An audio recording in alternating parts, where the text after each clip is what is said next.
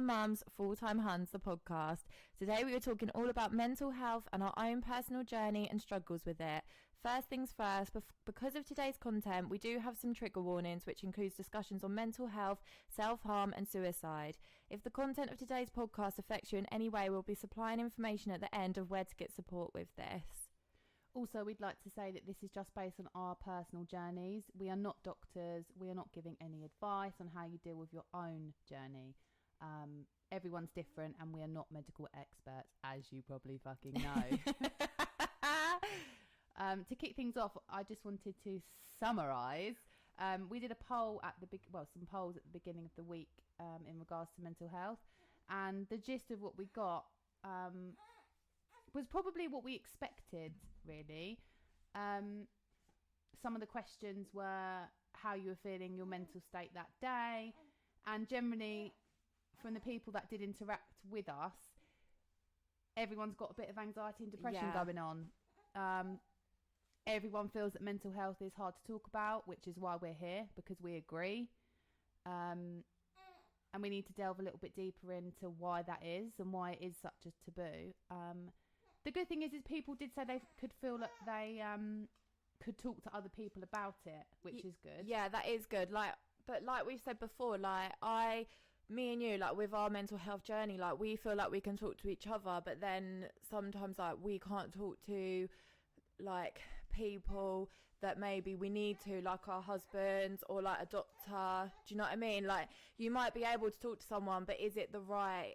Are you getting the right support with that person? And I feel like if you have someone if you're lucky to have someone in your life that's going through the same thing, or it's easy, isn't it, when you've got a space when someone can relate to you. If you're talking to someone that doesn't understand anxiety and they're just literally Googling it on the NHS website, are you really getting support? You might be offloading it, which is great, but are you actually moving forward? Because unless you have it, in people's defence who don't, like for me and Libby, it's they don't understand. How are they meant to understand? And it's really difficult to try and accept that they're not going to understand. Yeah, I think for a long time, I was expecting people at work and my husband and my family to get why I was feeling like it, and it was a constant battle of why does no one understand? Everyone's so angry with me because I feel this way. And the reality is I shouldn't have expected them to understand, and really I needed to seek help with it, to talk to the right person. But what I would say is, for anybody that's listening to this that has a friend or a partner or someone in their family that's going through it, you can't just put the blame on that person. No. You've got anxiety, you need to go and sort it out. I've got anxiety. Pick yourself up today. Why are you being like this? And because they find it frustrating, that's not helpful. You as that person that's, got someone in your life that's going through that, you need to take some ownership of it to help them. Read about it. There's so much information available. Obviously, like we said, you're never going to understand those actual physical feelings or the symptoms, the day-to-day running of it. But you can get a deeper overview, of actually just to try and understand a little bit more and just be patient with that person. Because some days, for me, I can be all right. It can be, let's rate out of 10. I can have a 6 day. A 6 day for me, I can get things done. But on a bad day, obviously the person that you're with or your family, they're like, oh, Jesus fucking Christ. She's in a mood. Why is she being like this? Or if you wake up and you're a 6 and then by 11:30, you've gone back down to a 2 because something might have triggered you to feel anxious. Yeah, I think there's a lot of the time, you were fine this morning kind of vibe, or you were fine when I saw you last week. Depression and anxiety, there's no guaranteed times that someone's going to feel like that, and anyone can have an episode just from a trigger at any point at any time, whether they're recovered or anything. People can go into a relapse as well. So it's just one of those things where I think if someone that is struggling, just do your research, kind of have a bit more sympathy for them, and and then hopefully you'll be able to help them a little bit better.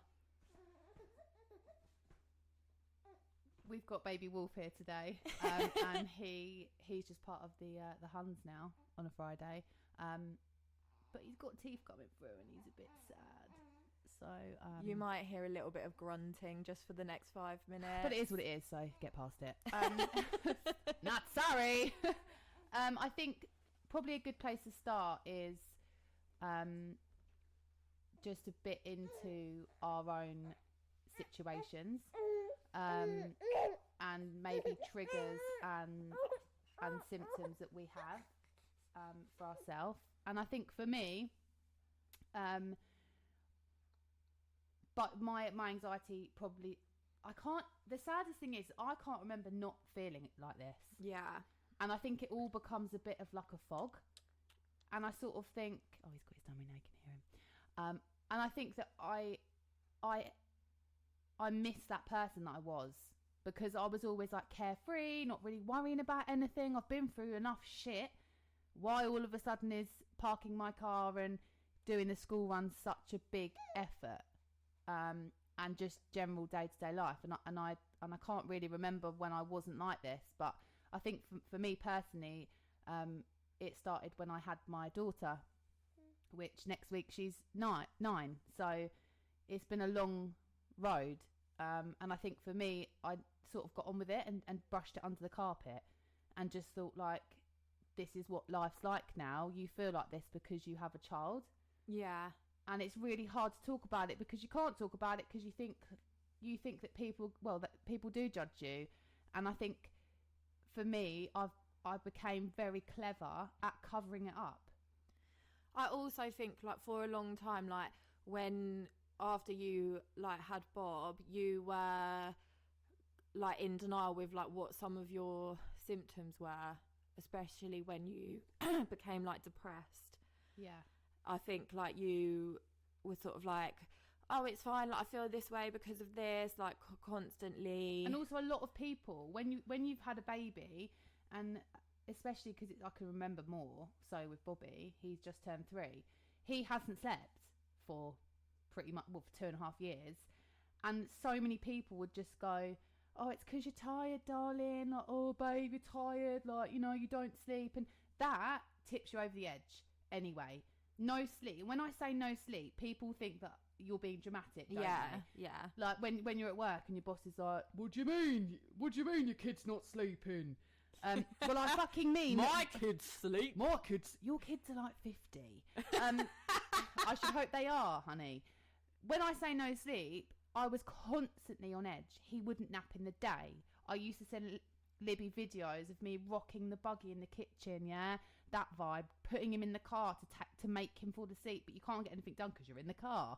And then being so tired and dreading bedtime. Yeah. Because it's quiet, you're tired, and literally every hour he would be up. And I did that for 2.5 years. And Libby, you've been exactly the same. Yeah, like my son who's 4, he hasn't slept since he was born basically, and we're still dealing with it now. And I think like from what I know is like sleep deprivation is like a massive trigger for like anxiety and depression. If you're not getting that sleep, your body just can't like cope with like day-to-day activities. And obviously at the moment we're talking about it as a big whole. So what we wanted to do is sort of break down different types of anxiety that we have. So me and Libby both have anxiety, but very different anxiety. And the problem is with, I would say, 80% of people that aren't, especially people that aren't going through it, or even people that have it, we're all put under this umbrella. Oh, she's got anxiety, he's got depression, she's not eating properly, she's just a miserable bitch. There's so many different, it's not the same for every single person. And I didn't realise that for me, I'm like high functioning. And what I mean by that is, the reason that if you met me, or people that listen to this that know me, probably think, oh, fucking hell, like I didn't, how is she anxious? Like she puts up videos, like she's fine, she seems confident. it's basically like I've taken a tablet full of caffeine. From the minute I get up, I don't sit down. I buzz around constantly, flitting around doing stuff. Like, I have a list in my head of like things that I need to do, like cleaning, buzzing around. I've got to do this. I've got to go to the shop. I need to put the wash on. I need to make sure I've done that. That speed is in my brain constantly. And most people, when it gets to the evening, they sit down, don't they, on the sofa and watch TV. Well, that's not what I do. I just can't relax, can I, Liv? No. I can't. No, and for like a long time, I think like you were like, oh, it's just like OCD. It's just OCD. I think like one thing that I do want to say like about OCD is like everyone just kind of like says it like a joke. Like if you need your house clean, everyone's like, oh, I've got OCD. OCD is actually an anxiety disorder, and it can come in like so many different forms. And I think like I just remember like looking at you one day and I was like, babe, like you've got really bad anxiety, like you need to go to the doctor. And I think like people don't realise that like OCD, they just go, oh, she has to turn the light switch on 5 times. Like that's not what it is. OCD is like when you literally like obsess over something because you think that it needs to get done. It needs to get done like there and then. Like I suffer with OCD, but mine isn't cleaning. Like mine is to do with like harm coming to other people, and that doesn't sound like OCD, but it is. And there's so many, and this is what we mean by like everyone just gets put under like an umbrella, but the reality is like it's so much deeper than that. When I went to doctors, and you know, like it's not just my husband, like people that I've been in relationships with, my mum and dad are like, why do you have to do that? Like just sit down, like stop cleaning. Like I have days where I'll just mop the floor once, and hoover, which I know this is hard to talk about, believe me, because it just sounds crazy. I have to clean my house, and when I had therapy, she said to me, it's because when everything is falling apart underneath you, it's like a swan. You see a swan on a lake flowing along, like living her best life, right? But underneath that, she's pedaling under the water to stay afloat. And that's exactly how I feel every single day. And it's this illusion. If anyone was to look into my life and cut the top of my house off, right, and look above, everything would seem fine. Because it's a pretense. It is an absolute fucking facade. It's not real. My kids are happy. I do all these. I'm that mum. I do these activities. I push and push and push and push. And I've been doing that for 9 years. And like, I think with OCD, there's 2 types in regards to like not just cleaning, but they'll ask you if you do seek medical help, and they go through like a questionnaire. Is they say, do you think something bad's going to happen to you? So I think a lot of people have these certain things. I don't have this. So this is just what I'm got an overview of my take on it. They have to touch things like a certain number of times. My dad does that. He got it from his dad. Like he checks the car, and like the car, like when he locks the car and stuff, and like windows. Okay, he has a routine of what he does. I don't know if he thinks something bad's going to, but that feeling that if you don't do that, something bad is going to happen to you. Mine is this whole pretense. So if I can get everything done, I'm fine. Then my brain says to me, you're fine today. But you would think a normal person, I think if I get all this done, then I can just sit on the sofa and relax. But I don't, because I'm wired. All I can imagine it's like is having like a pre-workout. Yeah. That fuzzy feeling, like when you have Red Bull, whatever, and you can't sit still. You're constantly, it's erratic behaviour. Honestly, like I come home, like I get back from the school and I'm like, I've got to do dinner, I've got to make the lunch. But then when I've done it, I think, for God's sake, why didn't you just make the lunch when they've gone to bed? Like, why does it need to be now? Why? And my husband's like, just stop. And that's what I find really upsetting, because I know that he finds it annoying. I can't even imagine how annoying it is, frustrating. Like, why is she doing that? For God's sake, it's like a Sunday, yeah? Just fucking sit down. I won't even finish my dinner. No, I know, but I think the thing is like in your subconscious, you know that you don't need to do it, and that's the issue, isn't it? Because like deep down, you know that you don't need to do this, and you know that life is going to be absolutely fine if you don't do it, but your like fight or flight mode is telling you that it needs to get done. And also I feel like I feel this pressure that I put on myself to try and keep everyone happy. I grew up in a house which this is like, it was always clean and we always had nice things, like our clothes, like everything nice, like my mum always had fresh flowers. Do you know this idyllic like thing that you, this nostalgia that you, that's what you remember, like that's what I remember of my childhood. And I feel like I don't want my house to be like that, and I want my kids to have this lovely environment. But really, if you take a step back, when I had a breakdown last year, did that really fucking matter? No. When I'm 6 foot in the ground and I look back, does it really matter? And my mum was exactly the same. We spoke about it recently because obviously we're doing the podcast. We've never really spoken about it. And I said to my mum, do you not look back and feel sad that you spent, because my mum was the same. Oh, put that away and come on, we need to get you, you know, routine.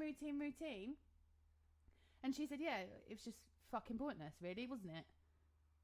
And, Yeah. and I just think all that time that you spend cleaning, what are you doing it for? And that's why I get so frustrated with myself. But coming out the other side of last year, which believe me was a Britney 2007, you need, when you hit the floor, the only way you're going is back up again. Because you have to remember that you have to fight. You have to fight against your mind. And the one thing that I will take from it is life is too short. And I'm trying to put things in place to try and have a better, for myself. Because everyone around me has this nice environment. And it's like I'm two different people. And I think, like me and Libby said the other day, like there's two different Kimberleys. Yeah, I think there's the Kimberly that everyone knows, which is like the loud, bubbly, like she like starts the show, like it's almost like, because I know like the other side of you, it's like a performance, isn't it? Whereas then there's the other side that not a lot of people get to see, where she's very high functioning anxiety, like she can get quite upset. And I just think like it's almost like when you do struggle with stuff like this, you constantly are like putting on a show to everyone else that it like everything's okay, and the reality is like it isn't. And that is why like a lot of people that you think are okay actually aren't okay. And I think we all, for instance, like, you know, when you go to work, you get out the car, you hate your life, right, because it's work, unless you love your job, congratulations. And you pull up in the car or whatever, or you're on the train, whatever transport you choose to use, and you think, for fuck's sake, here we go again. But as soon as you get to that door, boom, different person. Yeah. And for me, my husband didn't see it coming. My mum and dad didn't see it coming. They knew I've always been a bit anxious. And Libby said to me, I think it was like 3 weeks before it all happened for me, she was like, mate, like, you're not, something's going on with you, like, what's, and because I'm the person that would go into work and be like, hi everyone, how's your week, what are you having for dinner? Oh yeah, Cracking like, jokes. yeah, cracking jokes by the printer, lifting everyone up, like, and then in the nicest possible way, I literally got to a point where I was going to work, I couldn't give a fuck. Couldn't give a fuck what you're having for dinner. Don't care about your mum. Don't care about your life. Don't like my job. Fed up of everyone talking to me like shit. And because I'm loud all the time, this is a problem. So anyone that's outgoing, that's fake, because it is fake, because you should be allowed to be quiet. I am allowed to be quiet and reserved. Everyone has a down day. Oh, no. Not when you're like me. If you go into work or you're at home and you just want to be quiet, what's the matter? What? What's the matter? What? Nothing. Why are you being like that? Why are you being quiet? And my boss was like, what's going on? And that was it. I broke down. How embarrassing. Yeah, but it's not embarrassing though. Oh God, it was so awkward. I just wanted the ground to swallow me up. I had so much going on. My mum was ill and childcare and trying to go to work, and my husband had just started his company and he was just never around, and I was just on my own. and it's just so isolating. And I would be my job is stressful, and I would be trying to do that and getting phone calls about my kids and pickups and drop-offs and just normal life, and I couldn't do it. I had so many things spinning round and so much pressure on me, and I still had to be this person, because I feel like we're in a society that people want you to say I'm fine. Yeah, definitely. And like I just think, like, obviously, like you're under this pressure of, like, if you say like, oh, I've got all this going on at home and I just feel like so anxious about it, everyone's just like, oh, it'll be all right, like, you'll be fine. And we've all got things going on. That's another one. Yeah, like, obviously, like, everyone has, sorry, I've got really sore throat. Everyone has problems in their lives, but like with you, it was deeper than that, and you needed to seek help. And I think it took you a long time to accept that you needed the help. And I think, like, once you do accept that you need help from someone else, it can potentially be life-changing. I feel like having high-functioning anxiety is suffocating. Yeah. I felt like I was drowning, but I was drowning and everyone was just letting me drown. It was like drowning in silence. And I spoke to Libby about it the other day, and I just remember a couple of weeks before this happening, I was at the sink, like, putting stuff in the dishwasher, and everything around me was normal, like the kids, my husband was there, like, getting on with it. And I was silent, right? And I felt like I was screaming inside, like, please, I'm exhausted, I can't do this anymore. But the scariest thing is I didn't say anything. Yeah. I chose not to say anything, because I felt like that every time you try and talk to the person that you're with or your friends, they're like, oh, for fuck's sake, like, what do you want me to do about it? What do you want me to do? I don't know why you're being like this. Like, everything's fine. But it's not fine, and it's okay not to feel fine. You're allowed to talk about how you feel, and it just makes me so upset that if I've been through it, I'm sure me and Libby, I'm sure there's so many people that, with me and Libby, like, for either of us, she knew before I'd even said anything that I was heading down a path. And if Libby said to me, like, yeah, I'm fine, if she's not, or if it's almost like I know when you're going to hit the floor a bit. Yeah. You can tell with somebody, like me and Libby, like, I'll hide away. Don't want to answer my phone. Don't want to talk to anybody. Don't want to see anybody. Don't want to be present on social media. Don't want anyone to know anything, but I'll just go, yeah, I'm fine. And I think that's just, it worries me that people haven't got people that can pick up on these things. And that is where, like what Libby had therapy the other day. And, you know, sometimes I think we can maybe become a bit reliant on other people to catch you. Yeah. You can't be like that. You need to put yourself first. Because all these things that you're trying to do and carry on with, if you're not around, because once you have a breakdown, you can't just go, oh yeah, I'm having a breakdown today, like a proper breakdown, right? Not when us girls go, oh God, I'm having a breakdown. Me and Libby have like 10 a day. When you have a proper breakdown, that control freak Kimberley who wanted you can't do it. You give up. It becomes out of your control. And I think for me, the reason that I did decide to seek help was I did the school run. I felt fine. I didn't feel anxious at all. I got in the car. Funnily enough, I didn't feel normal anxious. And I got to drop my daughter off. And as I pulled down the road in Hove, I felt really tight-chested. I thought, God, this is really weird. Like, I started to, like, panic. Like, what's going on? Drove to Brighton Pier. And it's a massive roundabout, okay? I felt like I was having a heart attack. That's the only way that I can describe to you.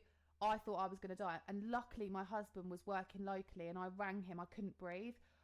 And I nearly smashed my car because I drove round the roundabout, like, to come off. And this car was, like, beeping me. And I couldn't focus on anything I was doing. And I pulled the car over. My son was young still, screaming in the back of the car. And my husband got to me really quickly, and I thought I was having a cardiac arrest. He drove me to hospital. I walked into A&E. But it's weird, isn't it? Because no one really paid, like, because I looked fine. Yeah. And I got up to say, she's like, what's your birthday? And I was like, I can't, like, I literally couldn't talk. And then they just fucking look at you. And I was just like panicking, like I'm having a heart attack here. And I was crying, and then my husband came in, and my son was crying because he wanted me, and they rushed me into this room on my own, plugged me on an ECG machine and all that, monitored me. It took me, I would say, like an hour to calm my breathing down. And then they were really dismissive of me. They were like, you're fine, you know, you're in your 30s, like, you're healthy, you've just had a panic attack, I'm afraid. And I was like, what? There must be something wrong with my heart. No, you've had a panic attack on your way. Yeah. And that's how I knew. And we were joking the other day, because it's almost like when I had that first one, yeah, now my body's like, oh, yay, oh, you can handle it now, let's just give you a panic attack every fucking day. And when I'm going through a bad patch, like a panic, I honestly, if anyone listens had a panic attack, I feel for you, because people don't, even when they see you having one, which must be horrible, people don't understand. It's exhausting, isn't it? Yeah, and you feel like it's scary, out of control of your own body.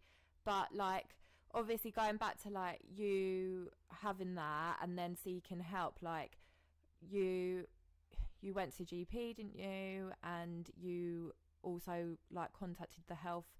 Me and Kim both work together, and we have a health department, so it's really important, like, if you have got one like in your work, and to like reach out to them, because you'll probably get help quicker than on the NHS. So the NHS is saturated again, which is so sad, especially due to COVID. So many people going through you know, bad mental health situations, and my heart does genuinely go out to those people. But girls, I'm still on the waiting list for mine, and that was like a year and a half ago. I've had private therapy and through my work, and yeah, it was 18 months ago. Yeah, still haven't heard anything, and you have to self-refer. And when you're in that state, and they're like, okay, well, you need to self-refer, and also be prepared when you go to the doctors. If you get there, congratulations, a massive step, because you're probably in denial before you even get there that you don't need to go. And I just broke down and pulled my heart out to this poor young doctor, and he was just looking at me like, it's 9:10. Like, what am I going to do with this person? And the only way that I could describe how I was feeling is that I just said to him, like, I can't do this. That's scary, isn't it? Yeah. Saying going from not talking about it, hadn't even told my husband or my mum, and I was sitting in front of a stranger going, I can't do this anymore. And how awful. And it's very strange to sit here now, because if I'd filmed that person in that chair that day, it's not me. Yeah, it's not this. I'm not the same person. I don't even know who that person was. You've come a very long way. Like, obviously the mental health and the anxiety, it's still there, but you're learning like each day, like how to deal with it, how to cope with it. Like, you're on medication, which is another thing. Like, there is medications out there that can support you if you do feel like that this is taking over your day-to-day life. Like, obviously, like, going back to like actually getting to the doctors and like talking to someone. Like, I've dealt with mental health issues since I was a child, probably going back to when I was like 7, and that was all dealt with through counselling. And then I was then when I was old enough, I was put on an antidepressant called sertraline, and yeah, so I was taking sertraline when I was in my late teens, and then I came off it to have my first son, and I was fine through the pregnancy, I was fine after the pregnancy, and it was about when my son was like 1 year old, I was having a breakdown basically, and I just remember I was screaming, crying, throwing everything across the room, because I was just like so under pressure from like the way that my brain was feeling. And I remember like my mum, my husband and my sister like sat me down, and they were like, you need to get help. And I was in denial. I was like, I'm absolutely fine. I don't know what you're talking about. Like, I'm just a bit stressed. And they were like, no, like you were not the same person. Like, you need to go back for help. And I didn't want to, because I'd spent the last like 15 years under like a the baby just farted. Under a psychiatrist, under a therapist, like under counselling, and I didn't want to go back to that place. But then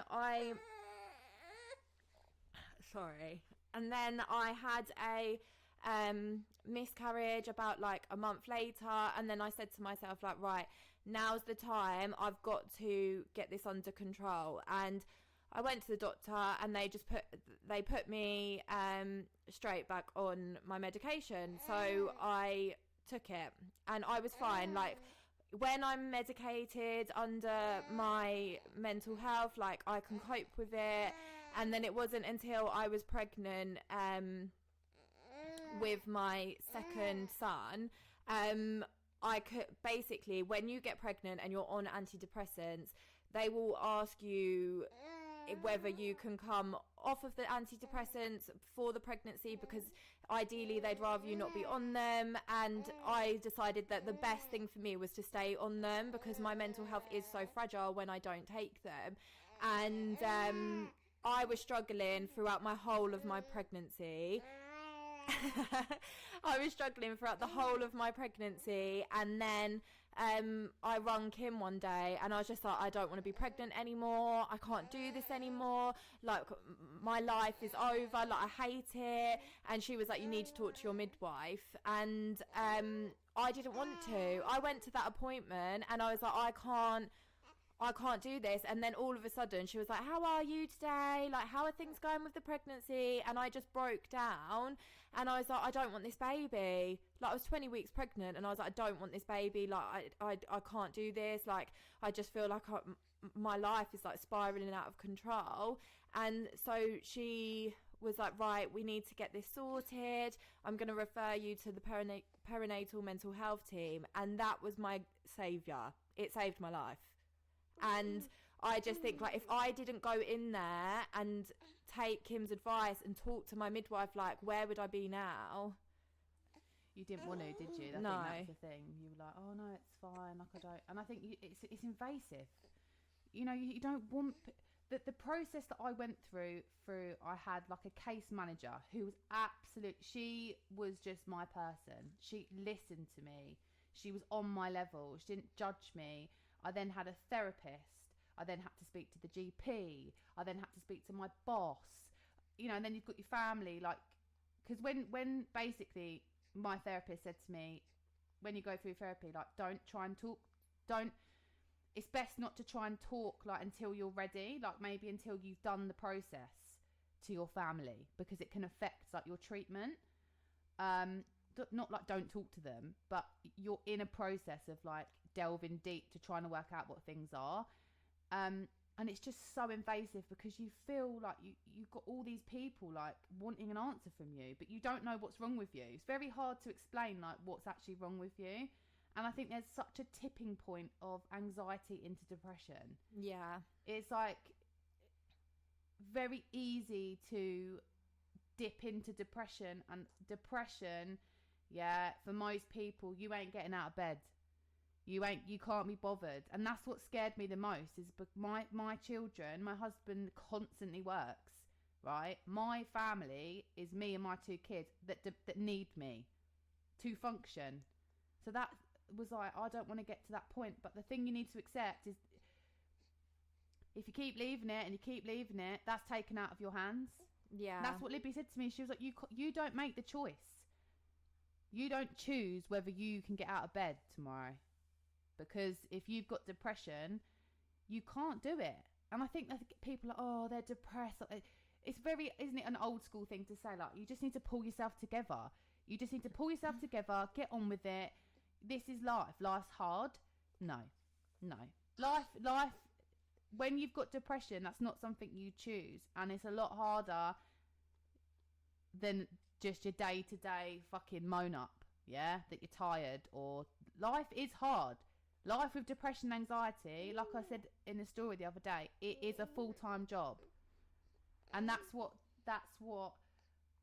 if anyone can take anything from this, like you aren't alone, and you need to decide what you're ready to do, because therapy, CBT, like I said, it can help you, but it's not going to help you if you're not ready. Yeah. It won't work. You can see as many therapists as you like, unless you're on board with what they're saying and you've got the strength, not wanting to, you've got the mental strength to work on yourself. You need to accept that you need to take time to put yourself first, because no one else is going to. Everyone else might be relying on you, but we're all so busy, aren't we? Things have got to get done. Life's got to move forward. You've got kids. You've got a job. You can't take time off work. I do think, like, though, like, once you get to a point where, like, it's taken over, like, your day-to-day life, like, you, even if you don't feel ready, like, it is time. Like, I didn't feel ready when my family, like, did the intervention, but I wouldn't leave the house because I basically have been diagnosed with maternal OCD, and I get intrusive thoughts. So I would take my baby out in the buggy, and then I would have a vision in my brain that I was going to push my baby into the road and kill him, or I would drown him in the bath, or I would purposely, like, scold him with hot water. And obviously I'm not going to do those things, but that's how I felt. And I didn't realise at the time that I was going through postnatal depression, because I was 1 year in to having my first boy and I didn't know. So I wouldn't leave the house. If people were reaching out to me to, like, meet up, go for a coffee, I wouldn't go, because I had this intense fear that I was going to kill my baby, and I just couldn't cope with it. And it crept back up on me, like, when I was pregnant, but it was against myself, and I would, like, lay in bed and I'd have, like, a vision, like, I'm gonna hang myself today. I'm gonna kill myself today. I'd look at, like dressing gown ropes in the bedroom and be like, oh, and I would vision myself going to kill myself with that, like, dressing gown rope. And if I didn't get support from the perinatal mental health team, like, I probably wouldn't be here. And it is sad, like, to say, and it's so horrible to, like, say out loud, but it does happen so quick, and it does take over, like, so quickly. And luckily, like, I'm on really strong medication. I'm on lots of medication to cope with it, and I've been having therapy with lots of different psychiatrists for the last 6 months or so, and I am getting better. But, like, there's so many different, I think, like, suicide is such, like, a taboo subject, isn't it? Like, a lot of people say, like, oh, it's very selfish. That person in that moment isn't thinking about anyone else, and once you are under depression and anxiety and it takes over, like, there is nothing else that's gonna take that away unless you get the right support and for you feel it. I think you feel like a burden. You don't just wake up and decide today's the day. Yeah. Those thoughts, and when me and Libby spoke about intrusive thoughts, like, I didn't really understand, but, like, she educated me, as in we all have intrusive. So everybody has intrusive thoughts. There was a list, wasn't there? Like, so many things. So, like sexual things, like holding up banks, like. And, like, having thoughts, like, when you're on a high building, like, oh, what would happen if I fell off? It's not the intrusive thoughts that's the mental health condition. It's the fear that comes with it, that you believe that you will do it. And the anxiety that comes with, like, feeling like I could do this. I could put someone in danger. And then it's your actions with that. Like, I won't walk across that bridge. I'm not going to go outside the house today because I'm going to throw my son off it. I'm going to jump off it. Whereas people will walk on, like, a high bridge and go, oh, I wonder if I jumped off. And you'll get that feeling, and it's called fight or flight. But someone who hasn't got, like, a mental health condition will just go, oh, that was a horrible feeling, and carry on with their day. Someone that is suffering from intrusive thoughts and anxiety will think about it, it will affect their life from that moment on. Yeah. And I think that everybody in their life will have things that trigger you. Yeah. And until you get to a point of, why do I feel like this? And potentially have therapy and speak to someone and talk it out, you will be very, very surprised the things that have affected you. early on, like way back. Relationships, family life, friendships that have broken down, or relationships that you were with someone, they're not, breakdown of marriages, separation with kids, whatever, work. Mum and dad divorcing. Yeah, that's a big one. Like, and my point is if you do have children, for me personally, I'm trying to fix me, because I don't want my kids to be, of course, you can, again, like, putting on this fake, like, everything's fine. Kids pick up on it. Yeah. Like, I remember when Libby, she came around one day and she was like, I can feel it from you. My dad said it to me as well, more than once. Like, fucking hell, and I'm like, everything's fine. People can feel it. It's like a buzzy energy. It's like you're on the edge because you're trying to please everybody that you're fine, and you're not. Yeah. You either overcompensate or you undercompensate. And when you undercompensate, you just sit there with a face like a slap fanny because you don't want to talk to anybody. Or you overcompensate and you'll talk and you'll just, like, I'm like very extra with stuff. Like, like birthdays, Christmas, holidays, making my house look nice. I throw myself into that, and this whole thing of like, I'm doing busy, all the time. Libby will, like, she's constantly decorating the house because if she's putting coving up or laying the floor down, that's distracting her from everything else, like from her own thoughts, because she's busy. Yeah. The worst time for people, I'm telling you now, is going to be in the morning when you wake up, debating whether to get out of bed. Can you do this today? Ask yourself, how many times do I wake up in the day and go, can I do this today? That's not how you should be waking up, for a start. And it's very easy on social media, mindfulness, love it. If you're not in a mental state, it ain't going to help you, babe. Looking at people going, I set my alarm for 5, I get up, I have a chai latte, I do a bit of yoga. That's an ideal world. Have a bit of time for yourself. Babe, when I get up in the morning, I'm exhausted because I don't sleep. Because again, the minute you decide that you're going to go to bed, like a normal time, when I was in the midst of it, I was having nightmares, weird dreams. It's something to do with your brain, like the chemicals in your brain. You can't switch off. And they were weird, like, I can't remember, Liv. It was something about this, like, body, right, in a cupboard.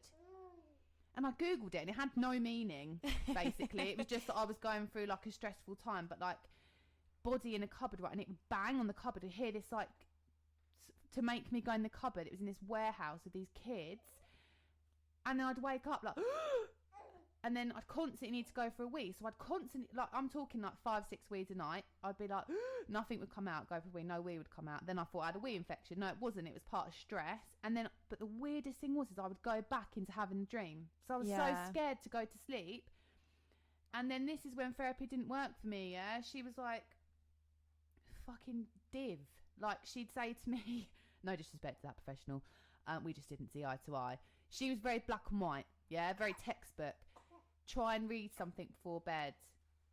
Try and stay awake to the point that you're so exhausted. That didn't work either, because then I was overtired. And then my son wasn't sleeping. So I was literally, I don't know how I am here through exhaustion. Yeah. But people just think, like, oh, Kim, like, you're being dramatic. It's not being dramatic. Like, let's talk about symptoms. Like, symptoms of my anxiety is sweating hands, feet, hot sweats to the point my whole body feels like water is coming out of my pores, but I'm dry. So it's like this overwhelming feeling, like a hot flush.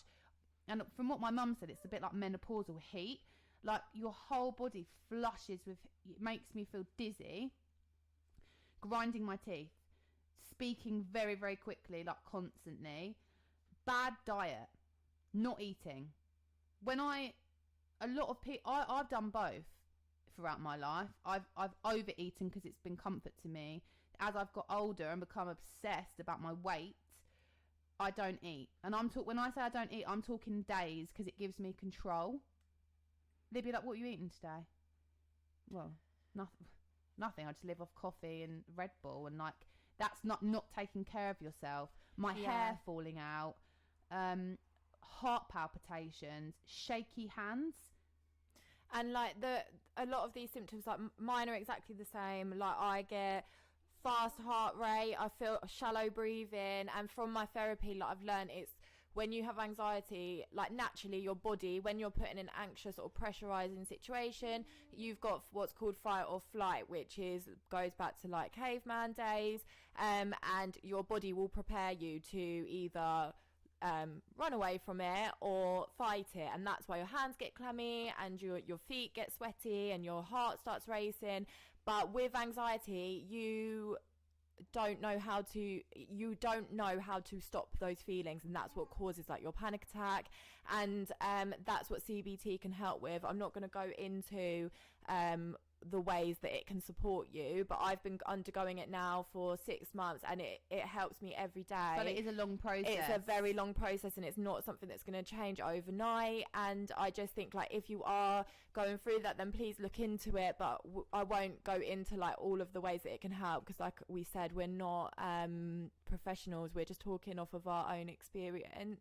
If you're with somebody that suffers with anxiety, okay, because these symptoms are more, I'd say, anxiety than depression. Yeah, depression's completely different. So if you're getting ready to go out, or you're going to meet your friend, and I think that the thing that makes me sad in my life is people don't understand, who are close to me, how hard it is for me to even get out the door. Yeah. And I do a lot running around. Yeah, that's my life. It's not poor me. I'm just talking about my life. And going out for the day with my children or going to work. It honestly, I can't explain to you how hard it is. It makes me sad, because I'm not going to be happy all the time, because just to be able to do that, I've gone through like a whole process to get in the car. Everyone in my family knows when they go in the car, so say we're going on a family trip, everyone knows I'll be the last person out the door, because I have to go for a wee. Yeah. Or when I go, if I get somewhere, I need the toilet, and it's my mind. I'll need to go for a wee, and I've not even had anything to drink. Like, me and Libby laugh about it now. I'll go around to hers and I'll be like, oh, I better not have another cup of tea. Like, because I go, how many times did you say I go for a wee? Like 3 times before I leave. Oh yeah, you'll go like within the half an hour that you're going to leave, you would have gone 3 times. Yeah. But it's like, that's like a routine thing. Like with me, like I'll leave to pick my son up at like 45 minutes before I need to even be there, because you like your body, like you program yourself into doing like rituals that you think is going to make things easier. But like talking about like depression, like symptoms, like I suffer from anxiety and depression, and I'm medicated for both of them separately. My depression, I won't move from my bed, or I won't move from my sofa all day, and I will just lay there. It's like all my energy is drained from my soul, and I just can't move, and all I will do is just like cry and cry. Like I remember like when I was pregnant, like I'd just ring my mum like in absolute tears, like I can't do this anymore, like I need you to come and take like my son away. Like she'd come up and pick my little boy up, because I was just like a hazard to both of us because of my depression. Like I couldn't care for him properly. And I think like it is very easy to be like, when you try and meet up with someone and they are suffering with depression, to just like be like, oh, for God's sake, they're not going to come, are they? But the thing is that I physically, like I still don't open messages. You can look at my phone, like I've got like 50 text messages that are unopened. I don't answer my phone. I don't reply to people. And like doing this podcast, like it's taken like such a big step for me to like put me out my comfort zone, to like actually like talk on social media and stuff like that, because I've been like bound by like my depression for such a long time. It's a weight. Yeah. It's a weight that you carry around. And for me, I'm still very much deep with anxiety. But the positive of that is learning to accept that this is who I am. Definitely. And this is who I am going to be. And do you know what? My life isn't the same. I am very envious of other people, but you have to accept, like, yes, these things can be annoying. Yes, it puts another 20 minutes on what I'm going to do. But if that means that I can do that, then so be it. Because it's about managing your own expectations. And if you're in a relationship, you need to be in a space where you can communicate to that other person, right, this is going to trigger me. What you are doing or what you are saying or this situation is going to trigger me. And if they don't understand, that point, you are in the wrong relationship because they're not listening to you. And that person's probably said to you, you need to go to therapy. You need to do this. We need to sort this out. If they're not on that same path as you, it's not working. It's not going to work. Because you're still taking on that massive burden like, on your own. And it's fucking lonely. If I didn't have Libby, I would be lost. And I think with me and her, like, it's lucky in a way that we've coincided like with this at the same time. But for me, I just want to highlight that people probably like, oh, so you just randomly had this overwhelming, it all came to a head. I had postnatal depression. Yeah. And I think I had it when I had Ava, if I'm honest. I was young, but I just, I just sort of thought that was just me being a mum, and this is life now. Like, this is your life. But with my son, how old was he? 2. When he turned 2, wasn't it? Yeah. I thought, no way in my mind would I think it was postnatal depression, but he was so poorly, like he was so sad, and he was young because he had an allergy, and it was fighting for that, and no one fucking listens, and everyone blames you, and it's you, and why am I not good enough for my son? I couldn't breastfeed him because it wasn't enough. I didn't have enough milk, and I wasn't eating properly, and then I felt under pressure because I was like big from being pregnant. I went from a size 6 to like a size 16 because we're in a culture, going back to the other podcast, where people make you feel like shit. You're trying to be a skinny wife. You're trying to be a good mum. You're trying to breastfeed. You're trying to do a school run. No one wants to fucking help you because you've got 2 kids. Or people say to you like, oh, I've been there, I've done it, I know it's hard. But that's not relevant. What's relevant is your life. And it's suffocating. And there's no shame, yeah? You can get postnatal depression. I think it's at any point. Yeah. Libby told me that. She's like, Kim, I think you've got postnatal depression. No, I can't have. But I can't actually, I know this it makes me feel like I'm going to cry, but I can't look at pictures of my son, like really from when he was little, because he was so sad, and the whole process of him being young was so sad and traumatic that it pushed me, because he was so poorly, it made me anxious. Yeah. Because I was so worried about it. He wasn't eating, and people like, he doesn't eat properly. You're not feeding him enough. You're starving him. Why doesn't he eat normally? Why does he cry all the time? You were just under so much pressure, and also like you do so much for your children. Like, you travel so far just to take like your children to school, and I just think like you were coming last. Everything was coming before you, and I still think that's the case now, but I think each day you're learning like that little bit extra just to put yourself first. Yeah, because once you've got in your head that you're it's almost like you're so worried about them, aren't you? You're so worried about their general well-being that it fixates on you. Then I'd feel like, oh my God, like I'm neglecting Ava.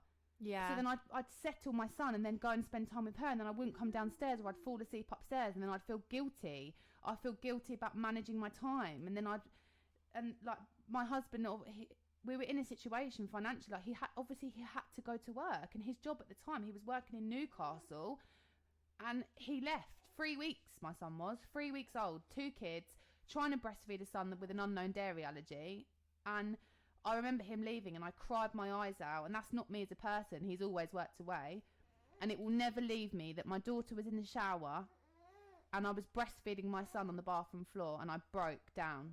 I just thought, I can't do this. And I did, and his sleeping was so bad, I slept on the sofa for another 3 weeks, and he got an ear infection, and no one was helping me. But then I'd get through, because I think as a mother especially, or as a woman, we have this fight. You get through, and a man, you do it, you get through the day, and you go, I've done it. But there's only so long you can do that for, because it takes its toll on you. And we just want to, it's Mental Health Awareness Week from the 10th to the 17th of May. And this is where people are going to get pissed off, and I don't really give a shit.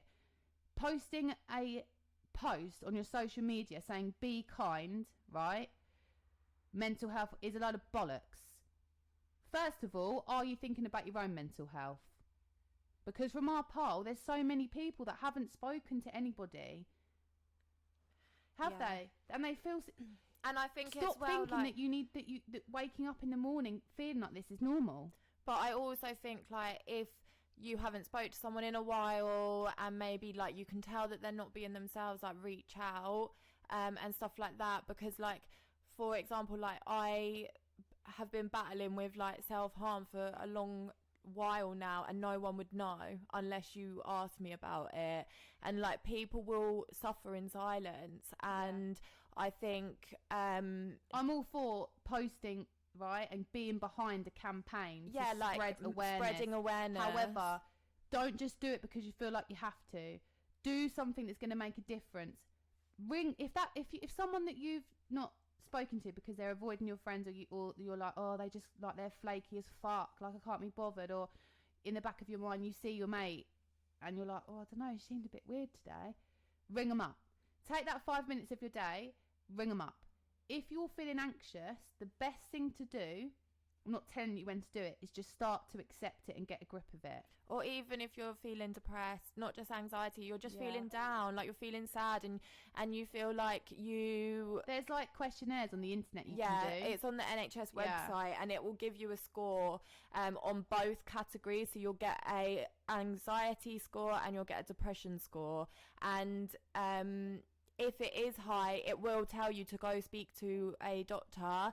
And if it is telling you to go speak to a doctor, please do it, because it saved mine and Kim's life. And that is not us being over dramatic. Like, we've both hit rock bottom to a point where we didn't know whether we were going to be here the following day. And to say that now, like, when we've both got, like, 2 children that we adore, and a husband, and, like, such a lovely, like, family life, it doesn't matter if your life is perfect.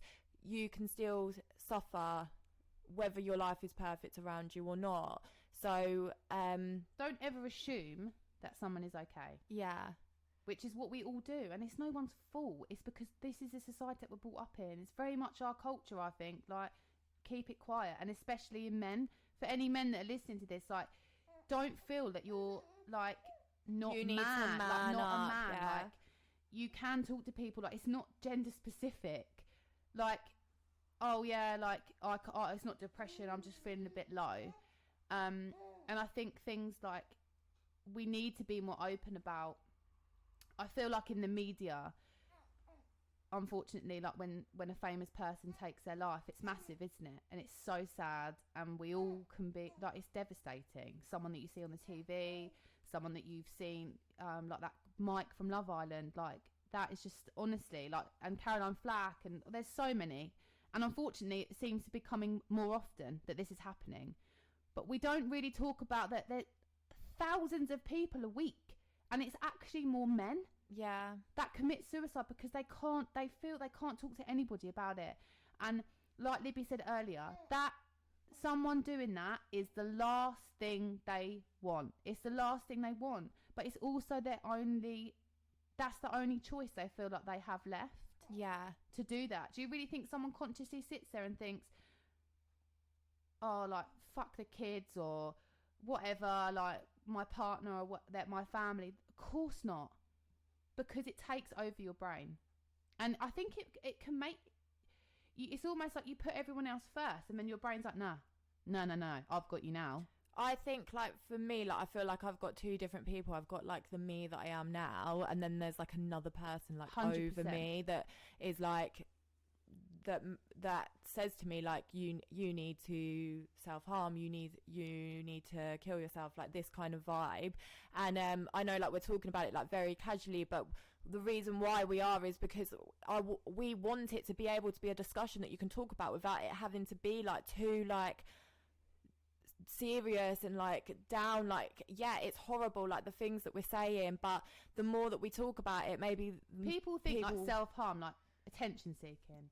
I would my thought going through what I've been through is that you become so switched off from your feelings and emotion that perhaps people self-harm to feel something, to actually have a feeling, that rush of feeling, because you're so numb to everything, you switch off. And then it's also like you can be so, like, high anxious or depressed about something, and you're like, the only way out is if I was to self-harm, it would just make me feel better, and things like that. Like, there are lots of different reasons why people do it, and it's not, it's never for attention. No one wants to be causing attention, and it's the same with suicide. Like, no one is taking their life for attention. Like, it is the last resort, and I just think, like, we need to be getting in there before these people go rather than after. It's too late once they're gone to be saying, oh, we should have done this, we should have done that. Like, get in there before, like, reach out to people that you might not have spoken to in a while. Like, there's probably a reason why. We're all too busy. We're all guilty of it. We've all got our own shit going on. Yeah, I'm not here to preach like, oh, fuck, you've not heard from her in a couple of months. Like, don't be a shit person. But you all have people around you. You know those people. You know who those people are. You know who those people are, that flaky fucking people. People that you're like, God, what is wrong with her? Like, she seems a bit different. She's different for a reason. She's going through a hard time. Maybe she's not talking about it. Maybe he's not talking about it. Maybe it's your partner. Yeah. Why is he being like that towards me? Why is he switched off? Especially, have a conversation. Yeah, like, especially with COVID, like, so many people have lost their jobs, and like, people especially have been alone. People. Yeah. Imagine they're like living their best life at home, but then I think being like that, it's almost like you want to be social, but you can't. Yeah. You want to see people, but you don't want to go out. It's very, like, it controls you. And I think that I was meant to find out what it was called before I did this, but the feeling that I spoke to the doctor about was, it was almost like out of body experience. So I could see myself on the sofa, right? But I wasn't really there. Yeah? So, like, my soul was gone, which a lot of people, unless you know me, is going to think I'm sounding like an absolute hippie. But I was very aware. I was very, like, rational one side, and that's what me and Libby, like, you feel like you're two different people. Yeah. Because you can snap out of it very quickly, but on the other hand, I used to, like, I know we joke in podcasts, like, sit down showers, like, when you just are in the bath and you cry. Yeah. Like, you sob. And people are like, why you cry? Because everything now, because it's got so on top of me that I don't know what to do. And I also think, like, as well, like, if you are struggling and, like, work is a big effect for you, take that time off. Like, work will still be there when you get back. Like, Kim, you had a year off of work because of your mental health, and I went off early, 3 months early before my maternity leave started, because I was so, like, we were both so unwell, and, like, it's one of those things where, like, I think you can feel guilty that work needs you there, but at the end of the day, like, if your mental health takes over, that job is still going to carry on with whether you're here or not. So you need to put yourself first, see a doctor, maybe get signed off, maybe just take a couple of weeks off and things like that. Like, everything else around you can wait. Like, there is nothing more important than your mental health. Life still moves forward. Yeah. Whether you need to take time, and you need to accept that waking up feeling like this isn't okay. And you need to start having a conversation about it. And the first step is to talk to someone that you feel that you're comfortable with. And like, links on the NHS website, we are going to put these links up. They're not for everybody. We're not here to spoon feed you. We're just trying to make you aware that for both of us, if we didn't have the help that we did, it would be a completely different story. And I really do feel like that's the case in so many people. And so many people I know personally have it. Yeah. Do I feel comfortable in saying that to them? No. But no, then also just because you're having a down day doesn't mean that you've also got depression. Like, you're allowed to have a down day. You're allowed to be sad, you're allowed to be anxious about certain things like that. The human body is made to do those things in reaction to uncomfortable situations. But I think one of the questions was, did you feel sad or anxious today? Yes, that's completely normal. Yeah. Does it affect your day-to-day life? That's not normal. Yeah, so, like, is it more than a couple of days a week? Yeah, if it's more than a couple of days a week, I think that's when but obviously, like, the forms on the NHS website, and it will ask you lots of different questions, and if you come out of that questionnaire and it says that you're fine, then that's great, and you probably are just having a shit week. If it comes out and it says that you need to seek help, then please do it, and don't be ashamed, because the reason why we're doing this is to make it not such a taboo, not such a stigma, to talk about it, and just to make it like a normal conversation that you can have with your mate. Does it mean that me and Libby are bad parents because we've had postnatal depression? Does No. it fuck? Does it mean that we stopped loving our children? No, it didn't.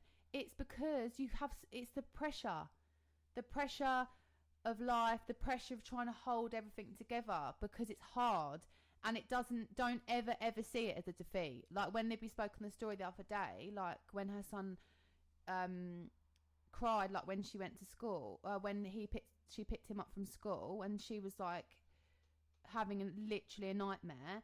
When I spoke to her that night, I was like, you need to take a positive that you did it. It might not have been the way that you planned in your head, or like this white picket fence way of like, oh, come on, darling, let's go home and I'll make a nice homemade dinner. Everything's fine. But you did it. You got both your kids home safe. And that's the main thing. And that's what I've learned to do. Things might not go the way that I want in my head in a certain situation, but I'm in, as much as I can be, I'm in control. Can I control when I have a panic attack? No. Can I manage having a panic attack? Yes. Have I made myself more aware that I'm not dying? Yes. Do I know that it's going to be over? Yes. Do I go to bed knowing that I'm going to wake up tomorrow? Yes. And I'm grateful for that, because don't get me wrong, from where I was this time last year to now, it's been on me. Yeah. Well, and Libby's, I have had support, but the depths of it is, it's on me. I was the one who went to therapy, and I'm the one that has to program my thoughts every single day. And you need to take ownership of it. And if you've got up today and gone about your day and done something that you thought you couldn't, like, well done. We need to just start being a bit. And I think that's where me and Libby work. Like, she went, bath both the boys the other night. I literally felt like crying. Like, I could have bought a fucking cupcake, because that's a massive, massive deal. But see, if you told someone else that doesn't know you, they'll be like, okay, cool, yeah, well done. It's not the same, is it? No. Because it's massive. Or I'll be like, took both the kids took over to get a haircut last night. Then I went into a shop afterwards, and then I drove home. Right? Yeah, and we're like on the phone, like throwing a party, because it's amazing. That's a good day. That's a good day for me. So celebrate the small wins and stop being so hard on yourself. We have so much more to say. We knew that this was going to go over to 2 episodes. Which does coincide well with it being Mental Health Awareness Week, running into that. Like we always say, like, this is just a general chat, and we just wanted to keep it real and fresh, and like, this is just us normally talking. We're not here to give bullet points about what you should do or what you should feel like, because it's going to look different for everybody. And I just hope that this has helped. It's like free therapy for us, really. That's all this is. Oh, it's just nice to get it all out, and isn't it though? Yeah, and I just think like we've only just kind of like tickled the surface, haven't we? So like, obviously we will put the links on the bottom of this podcast, so if you are listening on an app or like Apple or Spotify or Podbean, anything like that, YouTube, it will all be, all of the links and numbers that you might need or that you think that someone else might need will all be in the little blurb bit underneath. We only write the introduction for these, so if there's anything that you would like us to go deeper into, like postnatal depression, I'm going to touch on my restrictive eating. What else was I going to talk about? Body dysmorphia, coinciding with mental health. What else have you got to say next week? So I think like it's also like talking about like childhood trauma and things like that. Like, there is so much that we've got to talk about, but what we'll do is we'll put up another story on our Instagram, just a little questions box that you can put whether there's other things that you want to know more about. So if we got anything that personally we can share about that subject, like, we'll help you out. It's just nice that, I think when you're going through it, you think that no one else is going through it. And then when people talk about it, you're like, oh God, fucking hell, she literally shits herself when she goes to Tesco's as well. Oh, good, we're in this together. Let's start our club. So we'll put that out Saturday night. We'll probably put it out every day because it's quite important. So thank you for listening. Thank you. Have a nice weekend. Please like and subscribe. Yeah, please like and subscribe. And also... And reach out to those friends. Just be a bit kinder to yourself. You're going to listen to this hopefully Saturday. It's a good bank holiday weekend. It's bank holiday. The nights are getting lighter. Boris is letting us hopefully do a bit fucking more of our lives. Let's all just try and be a bit more positive. And one thing, if you could, for me, is if you are feeling sad or anxious, just try it. Just try talking to somebody about something and see if it makes you feel any better. A problem shared is a problem halved. As long as it's shared with the right person. I'll get it put on like a pencil case or something. Yeah, merch. All right, love you. Love you, bye. Take care, bye.